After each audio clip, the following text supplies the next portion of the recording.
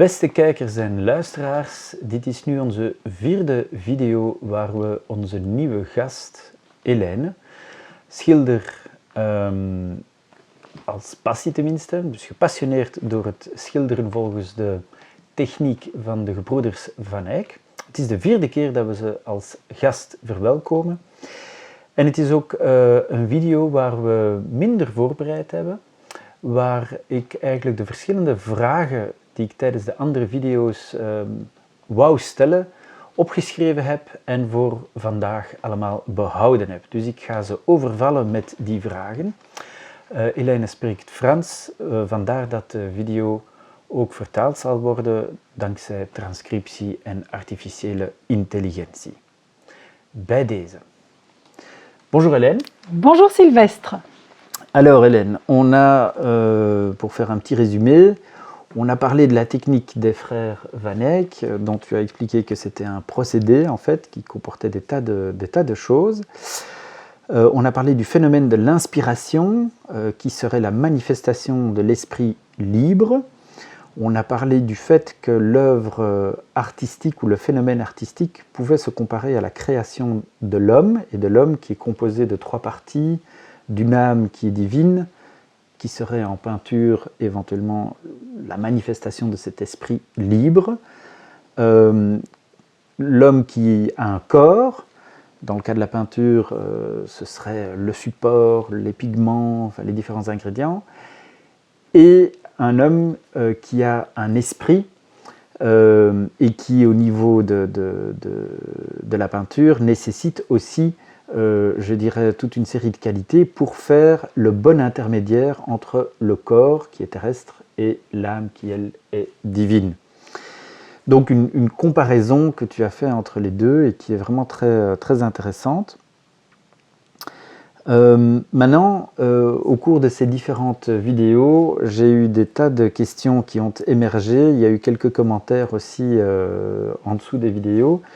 Et en fait, je voudrais consacrer cette vidéo-ci aux questions que tout ça a suscité et te laisser libre cours à ce que tu voudrais dire. Alors, si tu es prête, je me lance. Je suis prête. Alors, la première chose, c'est qu'à un moment donné, tu as dit que une œuvre artistique, du fait qu'elle est composée en fait d'un corps, d'une âme et d'un esprit, pouvait s'apprécier sur ces trois plans, ou à ces trois niveaux, ou que ces trois aspects pouvaient être appréciés.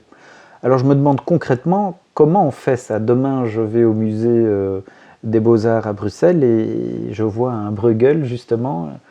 Comment est-ce que je fais pour apprécier le corps, l'âme et l'esprit de cette œuvre artistique? Oui. C'est une question tout à fait intéressante, mais si tu me permets, j'aimerais au préalable faire une petite citation de Cathio qui résume parfaitement tout ce que nous avons dit.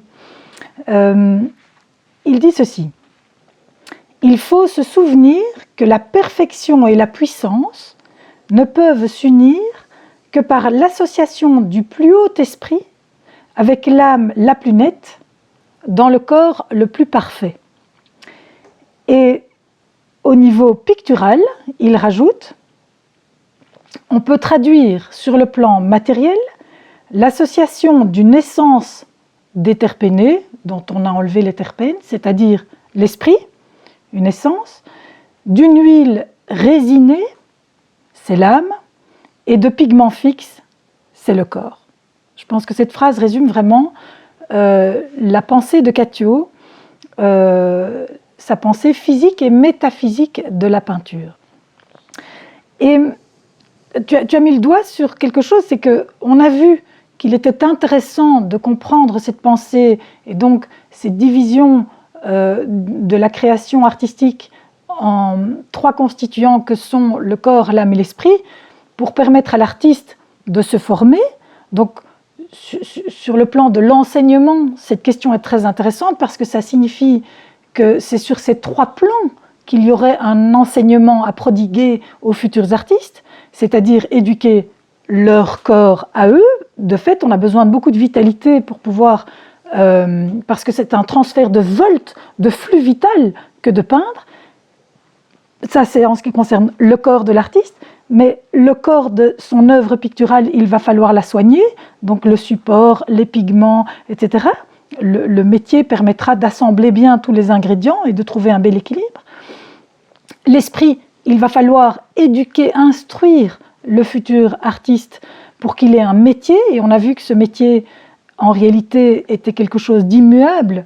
On a repris cette comparaison de Anquetin sur les 8 milliards d'individus qui sont tous faits de la même proportion, ça c'est le métier, et ça n'empêche pas la diversité artistique.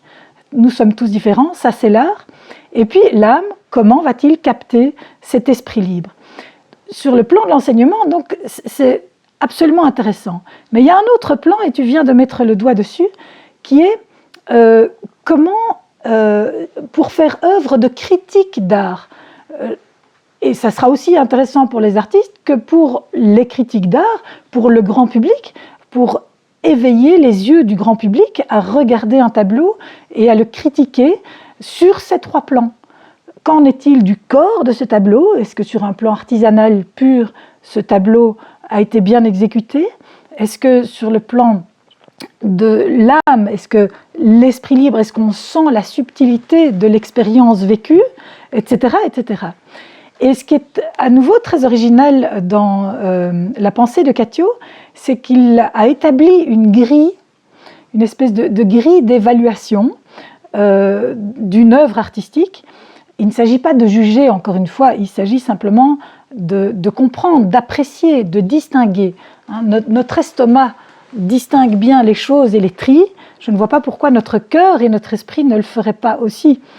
Et ça aide à justement critiquer, dans le bon sens du terme, une œuvre artistique. Parce que souvent, quand je discute avec les gens, je me rends compte qu'on manque d'éducation pour regarder une œuvre. Et d'avoir cette grille d'évaluation faite par Louis Cattio, qui distingue le corps et qui donne 30 points pour le corps, 30 points pour l'âme, 30 points pour l'esprit, et puis il rajoute 10 points pour l'aspect plus affectif, le coup de foudre qu'on peut avoir pour une œuvre. Enfin, il s'est amusé à établir une grille d'évaluation, et cette grille d'évaluation suppose un vocabulaire. Et c'est très intéressant, parce que dans le fond, nous avons parlé de développer notre organe qui est l'intuition, etc. Eh bien, prenons l'exemple. Un œnologue, c'est-à-dire quelqu'un qui est capable de goûter le vin et d'en définir la provenance, le cépage, l'année, etc. Nous sommes tous des œnologues en puissance. Que faudrait-il pour que nous le devenions vraiment? Essentiellement du vocabulaire. C'est par le vocabulaire que ça passera, c'est par le langage. Donc pour développer notre goût, il faut du vocabulaire. Pour développer nos sens, il faut donc du vocabulaire. Tu veux dire que certaines sensations, si elles ne peuvent pas être nommées, si on n'a pas les mots pour le dire, nous ne pouvons pas les vivre? Exactement. Le langage n'est pas seulement un outil de communication avec autrui, mais un outil qui nous permet de nous connaître. Mmh. Et tant que nous ne pouvons pas nommer ce que nous ressentons, nous ne le ressentons pas. Mmh. D'ailleurs, pour faire le lien avec ce que Hans a dit dans une vidéo, c'est en donnant un nom que l'on fait en sorte que la chose existe. Exactement. Et c'est le phénomène du baptême ou de la totémisation chez les scouts, etc. C'est qu'on vous donne une nouvelle mesure, une nouvelle naissance, un nouveau corps, une nouvelle... Bref. C'est le verbe. Et, voilà, et à ce moment-là, il faut nommer cette chose pour qu'elle devienne... Exactement. Pour qu'elle prenne corps. Voilà. Tout à fait. En fait, le nom, c'est le corps à quelque chose de subtil qui là prend une mesure. Tout à fait. Et dans la pensée de Cattio, quand il a créé cette grille d'évaluation, ça passe par du vocabulaire. Bon, je ne l'ai pas ici, je ne peux pas répéter par cœur. On la mettra à la vidéo. Ce serait bien, ce serait intéressant. Alors, je ne dis pas qu'elle est parfaite, cette grille, il faudrait la tester, mais pour la tester, il faudrait avoir une conscience juste une perception juste de ce que signifie chacun des mots utilisés par Cathio. Il parle de vibrato, de sonorité des tons, il parle d'euphorie, etc. Et je crois que c'est en définissant ces termes qu'on va pouvoir affiner notre organe, on parlait de l'intuition, de nos organes tournés vers l'intérieur, qu'on va pouvoir affiner nos sens. Alors il faut aussi recevoir évidemment de l'esprit libre parce que c'est un vase communicant.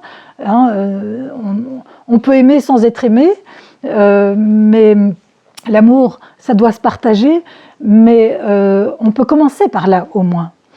Et donc voilà, c'est intéressant d'avoir cette grille, il faudrait creuser un peu. Je crois que Louis Cathio a écrit tout ça de manière un peu rapide parce qu'il était pris par son œuvre fondamentale qui était le message retrouvé, mais il sentait qu'il avait des choses à transmettre sur le plan pictural et il a établi ce petit essai qui s'appelle « Physique et métaphysique de la peinture ». Mais justement, c'était ma prochaine question, c'est tu sembles bien instruite de la pensée de Louis Cathio au niveau pictural. Où est-ce qu'on trouve, en fait, si l'un de nous devait s'intéresser à ça, où est-ce qu'on peut trouver toute cette pensée? Oui.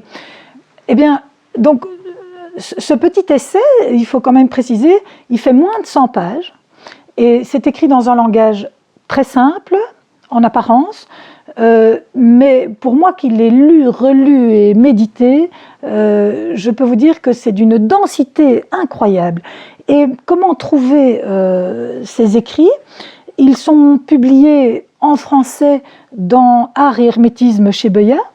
Il y a une édition Physique et métaphysique de la peinture de ce petit traité agrémenté de dessins et de tableaux de Louis Cathio qui a été faite en français. Je ne sais pas si... Je me demande si elle n'est pas épuisée, mais on trouve encore quelques exemplaires d'occasion sur le net. Et elle existe aussi en anglais, et ça, elle n'est pas épuisée. Donc il y a moyen, via les éditions Beuillat, en achetant les œuvres complètes de Louis Cathio, Art et Hermétisme en français, c'est-à-dire le message retrouvé, physique et métaphysique de la peinture et des poèmes, parce qu'il a aussi écrit toutes sortes de poèmes. Il y a moyen d'acheter physique et métaphysique de la peinture uniquement en anglais. Et alors, si on veut acheter uniquement physique et métaphysique de la peinture en français, il y a moyen de trouver sur le net d'occasion. Je pense que c'est épuisé. Et où est-ce qu'on trouve, existe-t-il un recueil avec les œuvres picturales de Louis Cathio? Oui, c'est vrai. Récemment a été édité, je pense que c'était il y a 2 ans, aux éditions Philomène. Ce sont des éditions françaises. Cathio, un art magique. Et ça ne reprend pas l'entièreté de son œuvre picturale, mais une grande partie. Il y a une biographie inédite sur Cathio. Je pense qu'il y a toute une série d'extraits de correspondance avec d'autres peintres, etc. C'est un beau livre qui reprend ses œuvres picturales qui sont évidemment pour une grande partie très hermétiques et de styles très différents. Il s'est essayé à beaucoup de styles. Pour ma part, moi je crois, mais c'est personnel, qu'il n'a pas... il raconte qu'il a pu reconstituer le procédé des frères Van Eyck. Mais quand on regarde sa peinture, le problème c'est que la plupart de ses tableaux ne sont pas datés. Donc il est très difficile de savoir ce qu'il a peint à la fin de sa vie, etc. Mais la plupart de ses tableaux ne reflètent pas la technique des glacis, de transparence de couche. Il y a bien une matière étonnante, émaillée, et je dispose personnellement de ces notes de recettes. Et de fait, ce sont les mêmes ingrédients, c'est bien cette résine, de l'huile essentielle d'aspic, etc. Mais au niveau de l'équilibre des recettes, au niveau des quantités, etc., je ne sais pas s'il avait vraiment abouti. Et je pense que les dernières années de sa vie ont été très très prises par la rédaction du message retrouvé. Et je soupçonne personnellement qu'il n'ait pas eu le temps de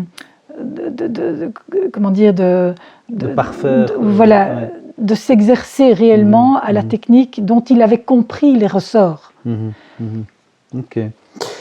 Mais en tout cas, si les spectateurs ou auditeurs s'intéresseront à Louis Cattiot, ils sauront où trouver ses œuvres picturales et ses œuvres littéraires.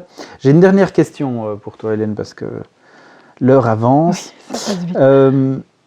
J'ai compris que, et je l'ai annoncé, que tu traduisais des œuvres de la Renaissance, je pense, du XVIe, XVIIe siècle, écrites en latin, et tu les traduis en français. Tu fais ça en tant qu'amatrice, mais avec beaucoup de sérieux. Quel lien est-ce qu'on peut faire entre ce travail-là? Je pense que tu as ton 3e traité là, de saint Thomas d'Aquin que tu es en train de traduire. Quel lien est-ce qu'on peut faire entre ce travail-là de traduction et ta passion pour la peinture et en particulier pour cette technique-là? Ah bien, je dirais il s'agit de la même quête, qui est la recherche de l'esprit libre. Et en traduisant des auteurs qui se sont passionnés par la quête de la pierre philosophale, ou ça peut s'appeler kabbale, ou tradition, hermétisme, etc. Pour moi, c'est la même chose, tout ça. Il s'agit toujours d'essayer de capter l'esprit libre et de lui donner corps. Et autant picturalement et artistiquement, il s'agit d'une image de cette expérience, mais le but ultime est de recevoir nous-mêmes un corps régénéré. Et en traduisant des auteurs qui ont une connaissance dans le domaine et qui transmettent de manière voilée, toujours, mais qui transmettent leur connaissance, eh bien, on espère se nourrir un peu et approcher ce mystérieux secret. Et voilà, je pense que pour moi, il s'agit de la même quête. Et puis, en faisant œuvre de traduction, on offre à nos frères et sœurs humains la possibilité de rentrer dans le cœur de ces écrits qui sont inédits, parce qu'ils n'ont jamais été traduits dans notre langue française, du moins. Oui. Et donc, il ne s'agit pas d'une thérapie pour te sentir bien au quotidien, etc. Même si au fond, c'est peut-être un des effets pervers heureux du fait de s'adonner à la peinture et de faire des traductions. Mais il s'agit bel et bien de la recherche de l'immortalité, de la recherche du corps glorieux, pour autant qu'on puisse un jour le recevoir. Si j'ai bien compris, ça n'est pas de notre fait, mais on peut se porter candidat. Mais tout à fait. Et c'est vrai que le mot thérapie me fait un peu rire, me fait sourire, parce que j'entends souvent des gens me dire « Oh, la peinture, c'est une thérapie ». Or, la peinture, c'est quelque chose d'épuisant. C'est un sacerdoce aussi. Oui, et la traduction aussi, parce qu'en fait, on donne son flux vital. C'est un véritable travail. Maintenant, il est vrai qu'on est récompensé. Traduire, c'est plus que méditer. Et donc, on rentre vraiment dans la pensée de l'auteur et on est récompensé. Ça, il n'y a pas de doute. Mais je lisais un verset dernièrement et j'ai l'impression que ça fait allusion à ça, c'est de faire bien ce que l'on doit faire pour le monde, mais ne pas y croire, tandis que faire bien ce que l'on doit faire pour Dieu et croire en ses fruits, etc., etc. Et que donc c'est vraiment la distinction entre c'est pas parce qu'on se sentirait bien au quotidien parce qu'on fait des traductions, parce qu'on fait de la peinture, parce que c'est pour autant que la chose nous est donnée. Exactement. Et qu'en réalité, donc il ne faut quelque part pas croire dans l'effet magique des rites et des machins et des choses ici que l'on accomplit. Par contre, tout ça, c'est se montrer candidat pour que la chose magique, dans ce cas, puisse un jour nous être offerte par une visite opportune. Oui, oui, oui, et à la fois, tout de même, je crois que Cattiot, dans ses peintures, transmettait une image d'une expérience réelle vécue. Oui, ça c'est la différence entre un Cattiot et toi peut-être. Oui, enfin, je n'ai pas de prétention, mais j'espère, et il m'arrive parfois d'avoir des petits signes qui me disent que j'ai peut-être été inspirée à mon insu, pas de manière tout à fait consciente. Mais j'espère tout de même, et j'espère pour l'avenir, recevoir, mais c'est fugace et je n'ai pas vécu l'expérience ultime en tout cas. C'est ça. Donc, et c'est ce qu'on espère tous quelque part dans cette quête, c'est de se dire mais quand est-ce que ça nous sera donné? Écoute, pour célébrer ça, parce que je trouve qu'on a bien récompensé nos éditeurs, on va tirer un verset pour conclure. Alors, c'est à moi. Oui.